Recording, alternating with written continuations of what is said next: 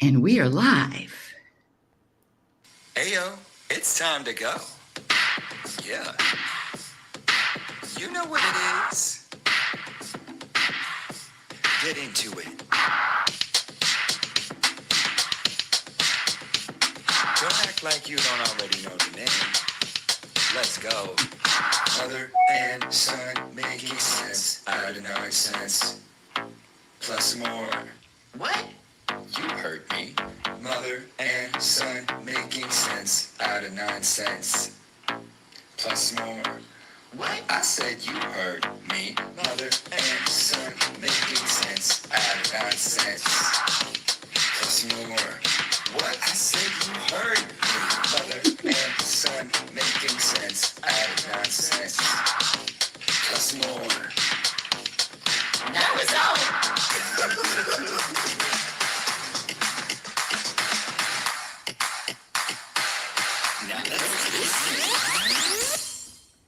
Woo wee! That song just wakes my ass up. Welcome, everyone. Welcome to What Happens When a Mother and Son Make Sense Out of Nonsense. Plus more. And this is a show about spirituality. It's about our growth. It's about what we have learned and experienced along the way in our own personal journeys and lifetimes, what we've learned together and where we're at today, with hopefully a little bit of humor and nonsense and falderall. And it is a spiritual show mixed in with a lot of nonsense. Spiritual plus nonsense equals mother and son, Rebecca and Nathan. What? You heard me. Yeah, and what happens when a mother and son make sense out of nonsense? Well, we'll just have to see because we are live. This is right here, right now, in the moment, and we'll see what happens today.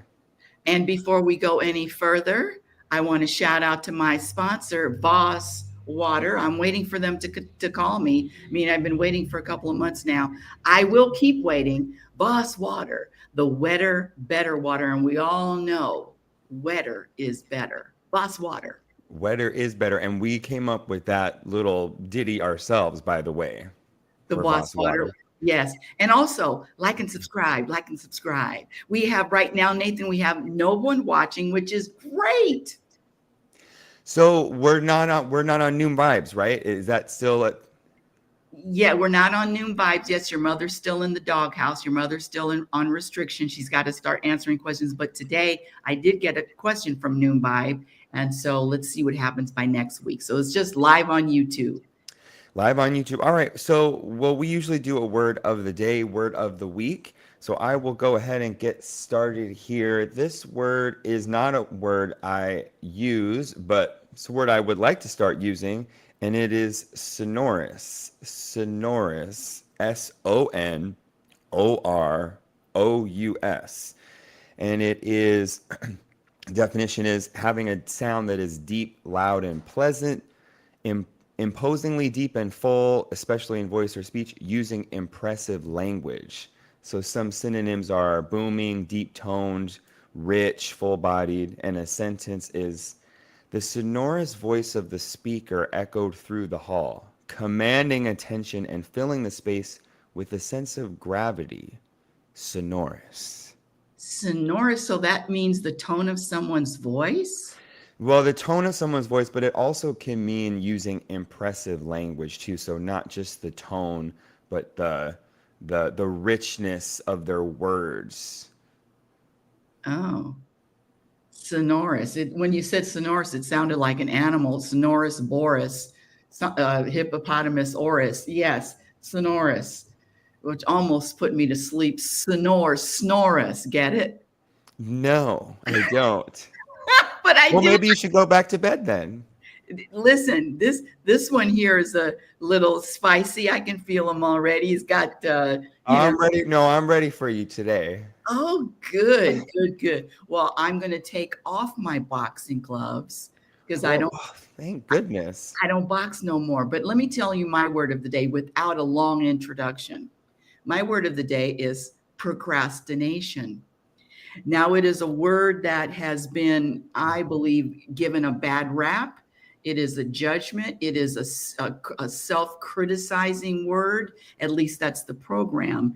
And one of I teach the classes the truth about happiness, and one of the students said, yeah, what can I do about procrastination? I'm always procrastinating. And believe it or not, your mother was labeled a procrastinator when she was younger, and also then she began labeling herself a procrastinator until it was probably 2012. And I remember the year only because it was before my first book came out.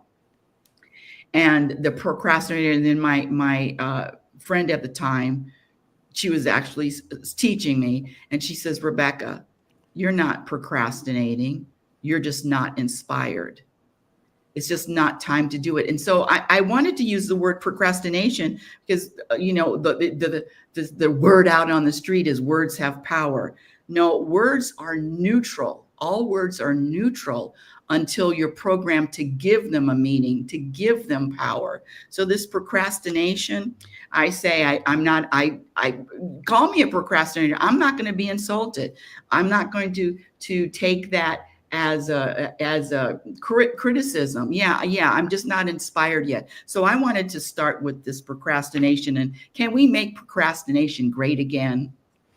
Yeah, well, you brought up a couple topics of and I'm just jotting them down now so I don't so I can remember them when I'm looking down here. But so you brought up the words have meaning, the words we give them meaning. I mean, that inspired thing that you were told has carried up until today. I mean, I hear you use that word a lot. I'm either inspired or not inspired. And when I hear that, it just helps me release any story around why something did or didn't happen. It releases any positive, negative.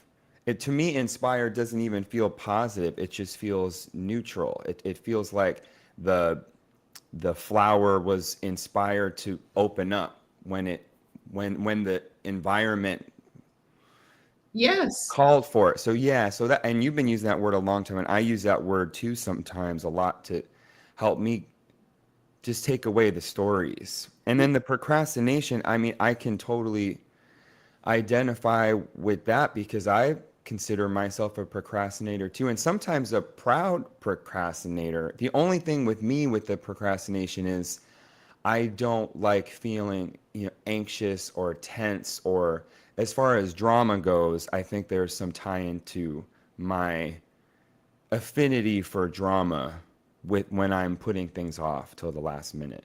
I agree. I agree with that. Yes, your affinity to drama. You However, agree with your affinity to drama?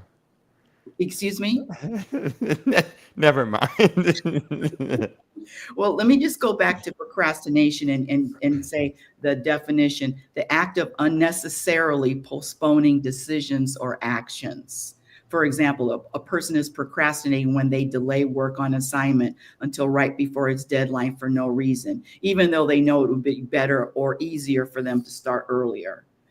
And then it also says procrastination is not the same as laziness. Procrastination is just putting off tasks. Let me say something. So I hear what you're saying as far as the anxiousness, and I'm waiting till the last minute because I'm a wait till the last minute person. And I'm scratch that. Sometimes Rebecca is waiting till the last minute, and sometimes Rebecca starts doing things early and jotting things down and getting things done. But this procrastination and feeling anxious because I'm procrastinating is just another story. So I'm putting something off, or scratch that, not putting something off. I'm not inspired to do anything. And that when she said to me that you're not a procrastinator, you're just not inspired, Nathan, that changed my whole life. It changed everything. And that can go to any word that I label myself, whether it's a procrastinator, stubborn, all of it, all of it. Reckless, aggressive, loud, annoying, whatever I label myself, or scratch that, whatever Rebecca labels herself, then there's a story behind it. Yeah, and I like to think that there is I could come up with a million positive stories around a word and a million negative stories around a word. My stubbornness is my resilience. It's me standing up for myself. And then now I'm too opinionated. Well, it's all, it all can be spun positively or negatively. So I really got to be aware what's true and what's not, and what's just a perspective that I'm putting onto it. Like you said, a story, which is, I think, a good segue into my next topic, which is one of our topics from last week. And this topic, it's a birthday holiday topic. Oh, good Because one. we just had a holiday yesterday, and then my birthday's coming up in a week. And I was thinking about holidays, and it really has changed for me over the years of some holidays being very positive in my mind. I have a positive perspective. Then I have a negative perspective. Then I try a neutral perspective. And yeah, I just wanted to bring that into the mix. I love that. I love that. And I have to say that you started this. I don't know if you even remember, but we were living on Val in Arcadia. And I remember you said something to me and you said holidays are overrated. Do you remember telling me that? Yeah, of course. No, we brought that up a lot. Yeah. So when you said that, it clicked holidays and then it bleeds over to birthdays, all of it, all of it. And you, when you lived in New York, when we couldn't spend holidays together, because when I was growing up, holidays were a big deal. And, of course, I made them a big deal for you, Santa and the whole thing. Sorry about that trauma with Santa. Santa isn't real, by the way. Well, everybody does that, and some people argue that Santa is real, even though there's not a man in a red suit running around dropping gifts down chimneys, but that there is a realness to Santa. I'm seeing how I feel about that. Okay, well, back up to your untrue statement. Everybody does that. No, everybody doesn't do the Santa thing. Some people raise their children without even a whole who's Santa. So Well, everybody, that's if I ever had kids, I think that's how I would raise my kid or kids. yes. Well, our best friend raised girl doesn't know anything about Santa or a Yes. Christmas tree. But anyway, we digress. Let's get back to that because this is a good topic. When you were living in New York, and I remember when Christmas you weren't able to come to California and spend time Christmas with your mother, your favorite person on the planet. Anywho, we celebrated Christmas in January whenever you could come. And then we just started celebrating any day. If we wanted to celebrate a birthday in June, if we wanted to celebrate 4th of July in August, we wanted to celebrate Christmas in April. And the birthday thing has been, for me, Nathan, the birthday is just another day. But yesterday was Valentine's Day. And I had a family over, and for Valentine's Day hold on, keep it going. Let's see. Well, I was going to comment on me not coming back for Christmas, me not coming back for holidays for the first time. And I don't remember exactly which holiday it was. I think it was Thanksgiving. I'm not sure. But that was a big deal in, shifting the date and not feeling so much pressure around that specific day or having to do, like she was saying, Christmas on that day, Thanksgiving on that day. Yes. And yeah, I think there's just, it feels, yeah, they're just mixed in with the celebration of that day is some pressure for me. So being able to switch the days, which I don't never heard of that before we did that.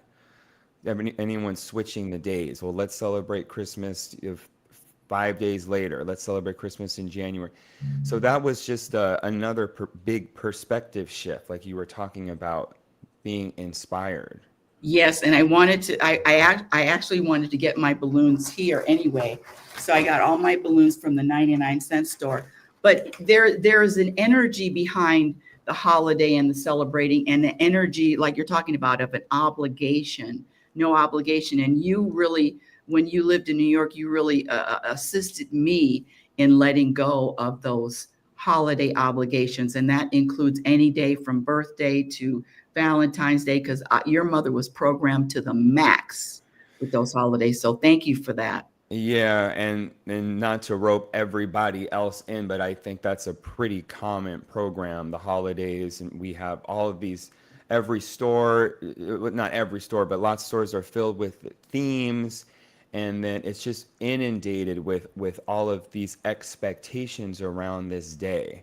And for me, these days and with my upcoming birthday, I'm really, and this is something I've been trying, not trying, but practicing in the last few years is how do I want to celebrate this day? How can I celebrate this day with peace? How can I celebrate this day in a way that feels like it fits me? Because I do want to celebrate quote unquote Valentine's Day and my birthday and St. Patrick's Day and Thanksgiving. But how do I want to celebrate it? Well, how about this? Okay, now you're talking. How about this? Because now I'm listening to you, and this is RLN talking. This isn't your mother. One of the things with birthdays and holidays, there always comes our expectations and obligations, but especially the expectations. And now, how do I want to celebrate it? It sounds like a lot of future planning to me. So on that day, on a birthday or whatever day, it's going to, in that word celebrate, can I celebrate all days? Celebrate, there's just a specific day. How about celebrating all days and no future plannings? I don't know how I'm going to celebrate St. Patrick's Day until St. Patrick's Day happens. Well, that's true. No, I don't know how, but there's nothing wrong with planning something. I mean, I plan a lot of things. I'm planning this show, I'm planning trips. I mean, I don't have any trips planned, but if I did have a trip, I would plan a trip. No, I don't have a planned trip to see you yet, but there's nothing wrong with planning. It's just really acknowledging the truth that no, I don't know how I'm going to feel, and I really don't know what's going to happen on that day, whether I plan it to a T or not. Yes, and let me say this: planning as far as getting an airline ticket or planning a visit or a doctor's appointment, definitely. But when I come to California or when I go to Florida or wherever I go, I'm not unless there's an itinerary. I'm not planning the trip. I mean, when I go to California, especially, everything is just up in the air. There's no plan to see. It just is. Anyway, that's just a practice. But this obligation and holidays, it's really, like you said, it is a program. And I think it's a program for unhappiness. And speaking of program for unhappiness, this is my latest book, Program for Unhappiness. And that's also including holidays. Program for Unhappiness, Exposing the Untold Truth is on Amazon. Yeah, it's another program. Thank you. Yeah, well, okay. So, and well, with my birthday, I do want to, yeah. Anyway, I do want to find that balance of, and I do want to celebrate every day. It's really for me, it's a balance of it's important and it's special, and then it's also there's an element to it that's it's not important, and then it's not special, and just having a balance of both of those for me. And being able to do both. And Yeah. this is RLN. This isn't your mother. On February 21st, you wake up, ooh, whole day unplanned. I don't know what's going to happen. Yay, no planning. But that's Well, me. thanks for the suggestion. Well, and I thought about that. I did think about yes, no suggestion or sorry, no plans, but no, I want a little something. Am I going to breakfast? Am I It's a going week away. I didn't ask you. Next topic. Now I have, jeez. Jesus, it's a whole week away. I have a question from one of my students, and I want your assistance, please, if you don't mind. So this is a homework assignment. That the class is The Truth About Happiness. It's my 6th semester, and I teach at UNLV to the senior citizens who are in their 90s still searching for happiness. But I digress. So this is the question. It says list your top 3 current fears and why. And this person said, being out of town when or if my mother dies, internal guilt. And I related to that because when my father died, I wasn't there. I wasn't, in town. I wasn't close. A couple of weeks before I went, wanted to go for Father's Day, but I had that mother that refused my visit. But being out of town when or if my mother dies, internal guilt.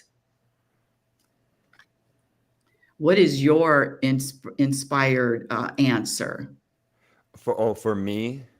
No, no. Oh, what? To answer this question. In other words, can we come up together for an answer for this question?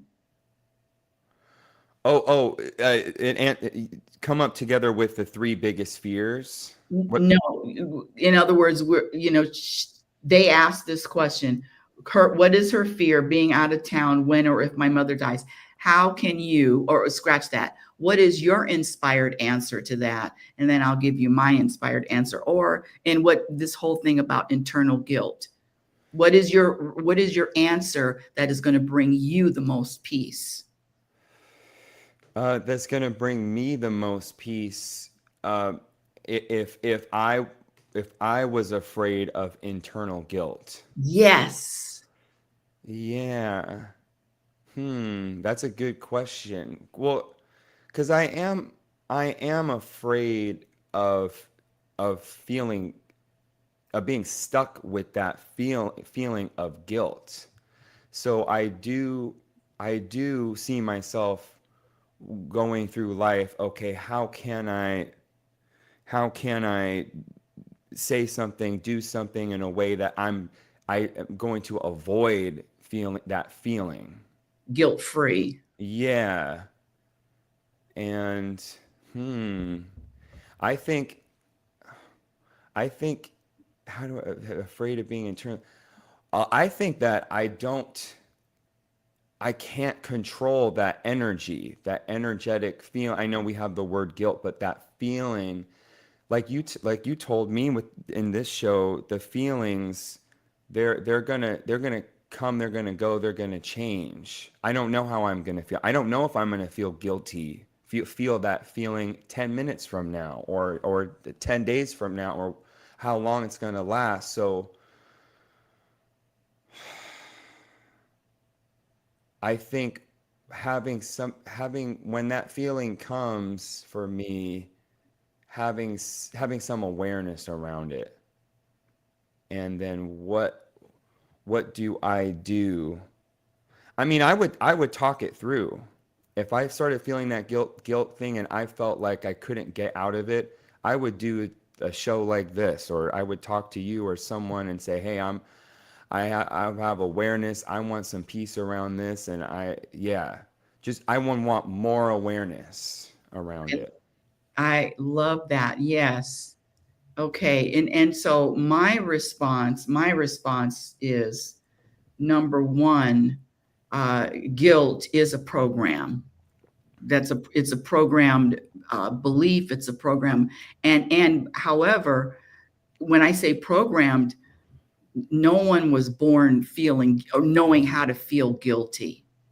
So they learned how to feel guilty. And that's a direct reflection of parenting, the world, knowing that they feel guilty. And so then the other thing I would say, phase 2. So number 1, I know it's a program, feeling guilty is a program. How about taking guilt, and also guilt is a story. How about taking guilt off of it and just saying, I'm feeling guilty now is a story. It's a program story. And the other thing I would say, and the other thing I am going to say when I go to class next week is that, do I trust that everything happens when it's supposed to happen? And I know this is a tough one, and in other words, I wasn't there when my father died, and Rebecca wanted to be there, or at least close. I mean, it had been at least 2 months. And I was going every 2 months. It had been over 2 months because it was February was the last time, and he died in June, April, May, June. Yeah, 3 months. So that, I could have been there. I could have been. I wanted to be closer. I wanted to be there, but the truth is, people die when they're supposed to. Scratch that, when they're supposed to. When it's time, and the people around them, either they have people around them or they don't. So they're supposed to die alone, or they're supposed to die without me. I really do believe that and trust that. And that's it. Yeah, I think there's a trust that things, just in the way things go down, and the timing of everything, and whether it seems like I should have been there or I wasn't there, I should have said this, I didn't say that. I mean, that can spin me into really a lifetime of of this perspective that things should be a different way. I just, because I've used this word before, and you've asked me, why do you have this guilt? But I've told you this guilt around Pancake, our first, or my first dog, but we really shared her. And why, and I even question myself, why is that feeling even there? What does that mean? Is it true? Is like you would say, is it a program thing? Is it just a perspective? And it has faded. It's faded over time. It's gotten less intense, that feeling. But I don't know. I all of our spiritual talk and all of the videos and things I've watched about dogs passing, and so many conversations we've had. I've conversations with other people to really help this, my relationship, my attachment to the guilt. And it still took the time it took to lessen for me. That's such a good point. Now I'm getting chills. So I have a question. So you said and that's another answer, that it does take time. Sometimes growth takes time, awareness takes time. So are you 100% clear of that? 100%. No, I wouldn't say 100%. I would say there's just, yeah, no, not 100. I mean, in moments, and this is really, I wasn't planning on this being a topic, but this is something that's been coming up for me this past week, of never being 100%, and it always being, just meaning that it's always in process. It's always that there is no such thing as completed. This very short audio book is talking about, being overwhelmed, and always having a to-do list, and always feeling like I've got something else to do. And I do feel like that there is a expectation that I will feel better when I cross everything off my to-do list. But now that I think the truth is, it's never going to be always crossed off my to-do list. It's always going to be, I did something and then there's something else to do. So I'm really trying to find the peace in this process, or the journey. And I think, and like, am I 100%? No, I don't. And like we talked about too, with customer service and all of our little things, are maybe we never mastered that thing, or some ailment that we have in our body. Maybe it never leaves. Well, again, I'm going to come back to the foundation, which I practice now all the time. It's never going to leave Rebecca.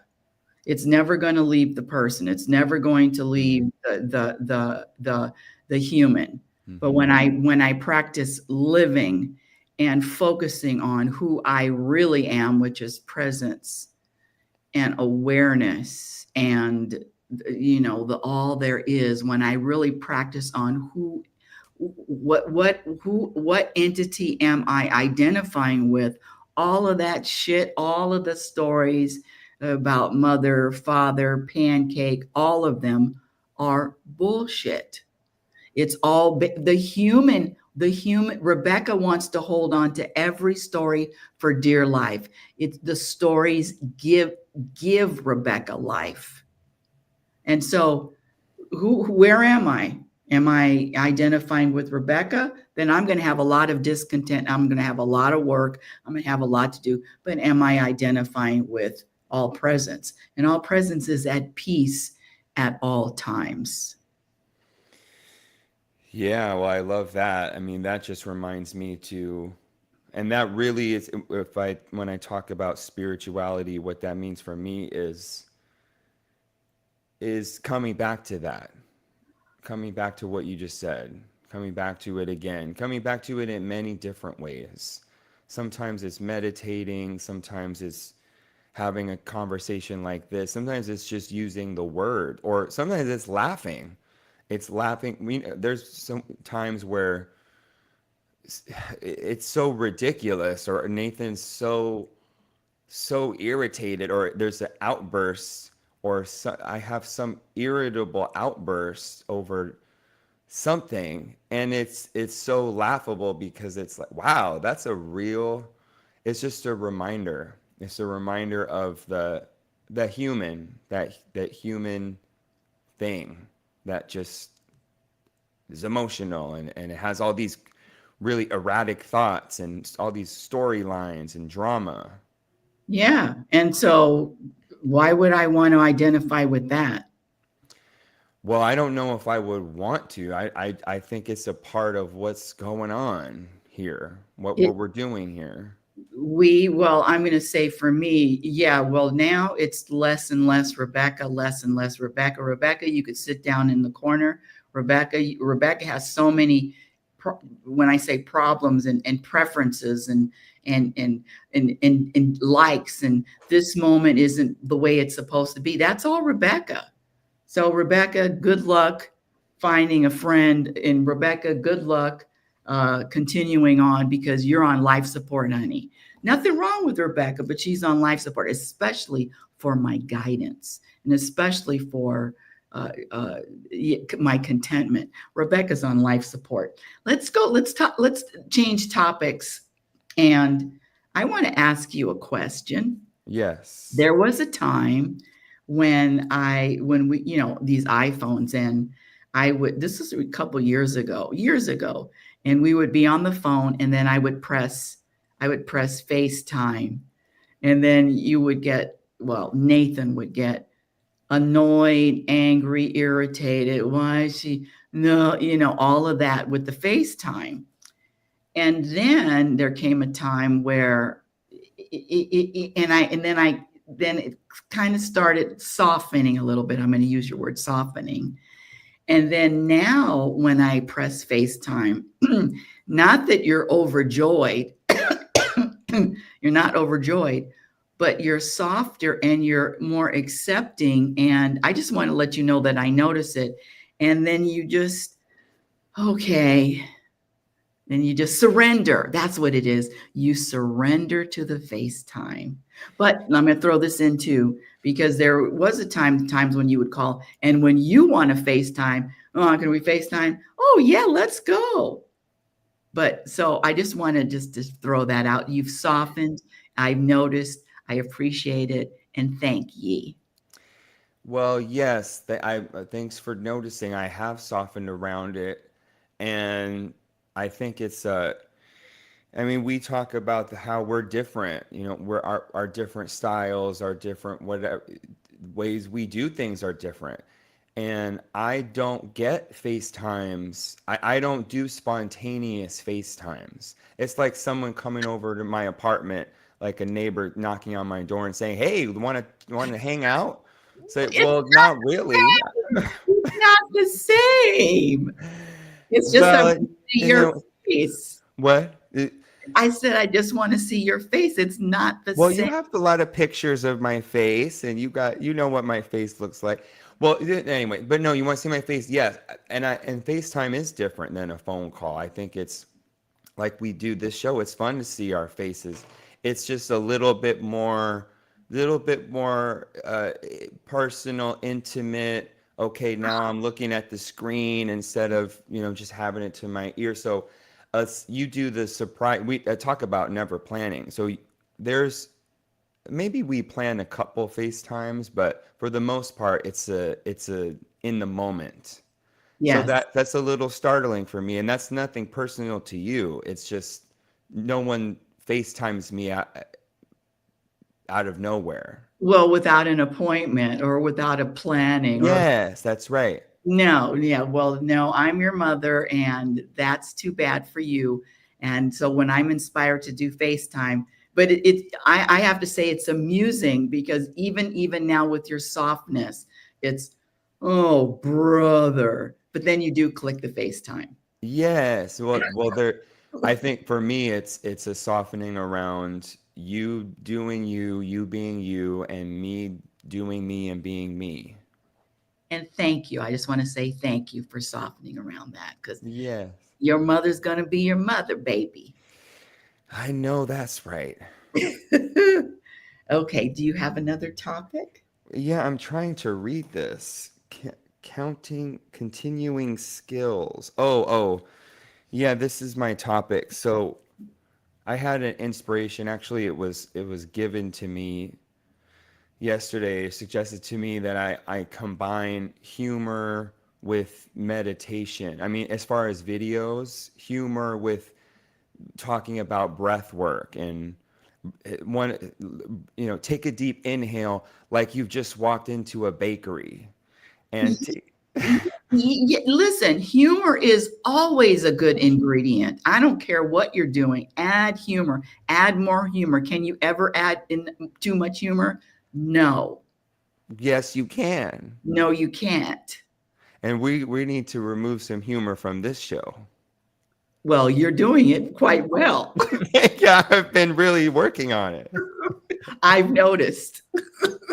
If anyone wants to bring a show down, you Oh, can that's right. Oh, that's right. Well, if yeah, just check out our first episode. I was all the way down to the ground. do. Well, listen, you know that Listen, too much sugar, too much salt, too much cayenne pepper, too no, much. Yes. there's no such thing. There is such thing as too much sugar and too much salt, but there's no such thing as too much humor. I want if I'm dead, if somebody if a Mack truck hits me and I'm flat as a pancake in the middle of the road, I would love to have people crowd around, point down at the flat pancake and start laughing. Well, and this is where we are a little different. We just have a different quota. I love laughing. I love laughing a lot, making light of things, and I do have a quota. Well, and then I was going to throw something else because I learned something else about you. You also want to have make an appointment to laugh. You need to, I do. future, I am I do. going to laugh here? Am I going to laugh there? You have to have it. What's happening? A future appointment to laugh. Yeah, no, I'm spontaneous. Let's go. Well, it's a little bit of both. It's a little bit of both because I know if I'm coming on with you, now we're in the laugh room. Now we get ready to laugh. Get the laughs going. There is a plan to laugh with you. Well, thank you. That's a compliment, and that's something that you can look forward to. Yes, I just don't want to force or put pressure on, which goes to our holiday planning. I mean, I really do believe that the way I do things is the best way. Of course you do. But it is the best way for me, and it's got to be a little bit of planning and a little bit of spontaneity. Which me are you talking about? Which you? Nathan, Neo, and or your presence? Which you are Well, you well, I talking did share with you this week that I have different that I'm starting to I practice identifying different aspects of Nathan. I could just say Nathan. which part of me likes planning? That's a good question. That's a really good question. I guess my short answer is just Nathan if I don't have a specific, but There's, yes. there's no such thing as you answering anything short. Wow. See, this is why I have to come ready for you. And see, you're getting in these last little jabs. See, this is how she does. If anyone's still listening, God bless you. If anyone's still listening, she takes off her boxing gloves, but then has her, boxing gloves right next to her behind her back, just in case she wants to get a couple extra jabs in. Boxing It's gloves? the truth. Boxing gloves. I haven't even put them on, baby. I still have my feather. I'm Hmm. just being honest. Some people just don't like honesty. I do. There's so many good things, but I like the questions you brought in from your class because those are really good to chew on. Because I really don't know. I mean, everyone's got their own language and style, and trying to. At least they're coming to your class. They're wanting something. They're wanting some kind of insight, and we are different. Everybody does have a different fingerprint and style, and the planning and the not plan. Because I'm thinking planning for peace. Anyway, so everyone's I like those questions. I think they're perfect for the Okay, show. well, I'll keep them coming. I'll keep them coming. Okay, if this is I came up with this. Well, this was inspired. Someone from the class was talking about needing to communicate with people, needing to have they were talking about needing to be around people, community, all of that. And I Lord, agree. yeah, the community together. Well, come on, are you kidding? We're born alone, die alone. But I That's nice. yeah, well, it's the truth. So this community. So either you are a star, which is self-contained, light giving, or you're a planet. A planet is very needy. So I get the community to a point. But is the community programmed? Are we coming with programmed beliefs? Are we coming with programmed community? You know. Oh, this is what I came. This is what this universe inspired me. So the question is: when you're hungry or you're thirsty, can somebody else eat for you? Can somebody else drink for you to fill you up? That's a no. They can't. Isn't that genius? What do you think Yeah, about that? I think that's really, really good. The thing is, okay, no one can eat for me, but somebody can kill an animal and then skin the animal and put it in a package and then put it in the grocery store, and that's the community part. No, I get it, but I'm saying as far as needing this program that I need some, the Valentine's Day, I heard from a couple women, they don't have a date, needing someone else or something else to make them feel full. Right. So that's what I'm coming from. In other words, self-containment, and then yeah, you dip yourself into another community dip, but I'm coming self-contained. I'm not coming needing you to eat to fill me up. I'm eating my own food. I'm drinking my own drink. Yeah, I think this is a really good topic because it's okay, what do you really mean when you say community? What do you mean when you say fill you up? Because I think being really clear with what I can do for myself and then what I do need help with. Or I don't even know if those are the right word, need help, but just yeah, what is me and what's not me?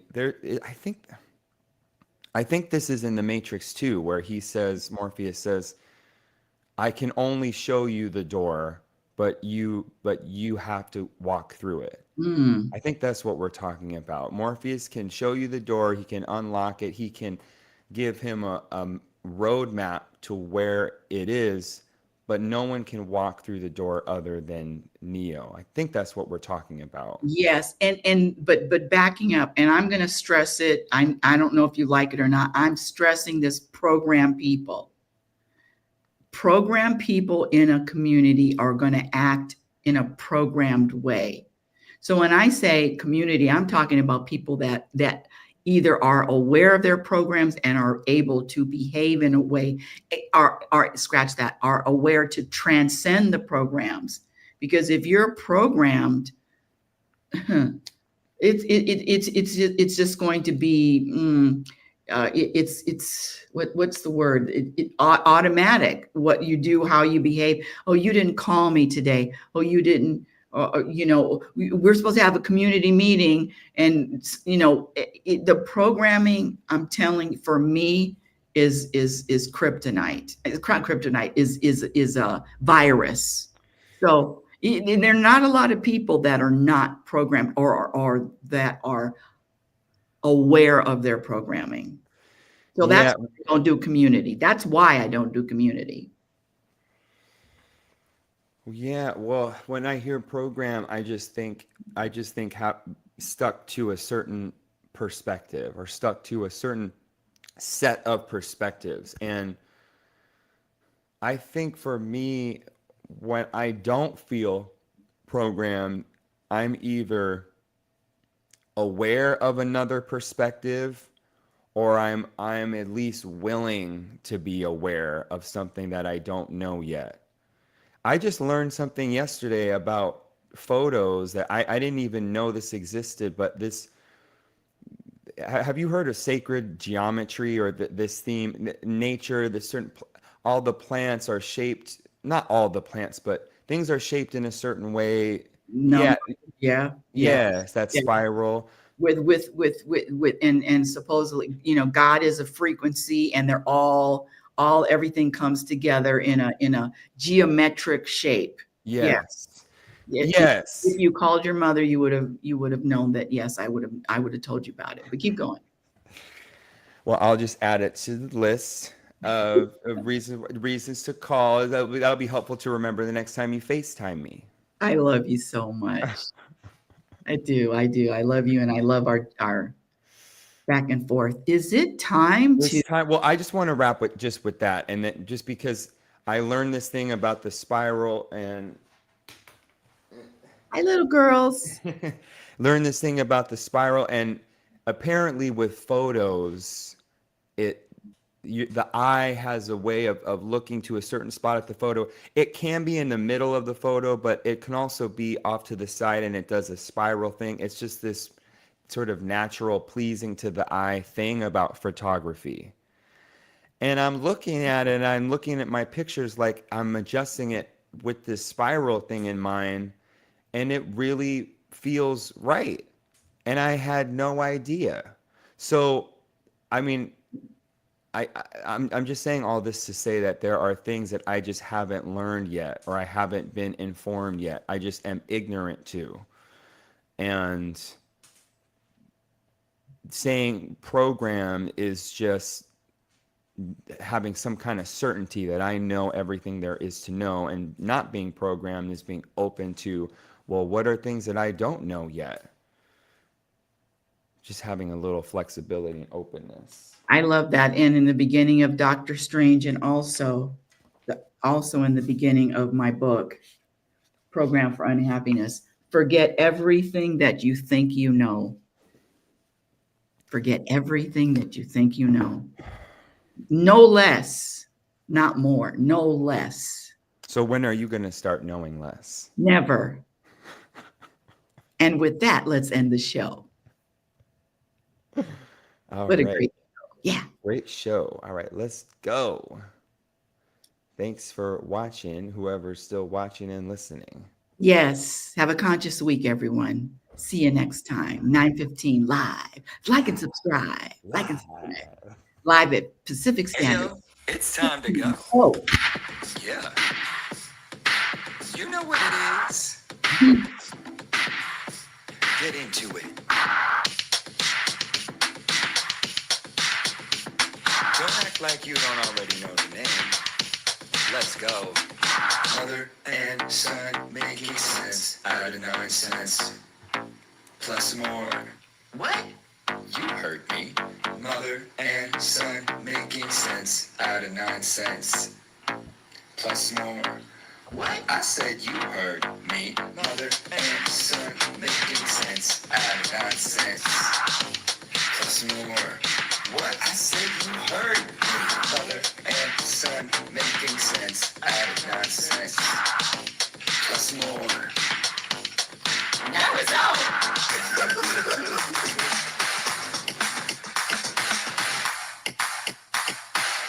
Now let's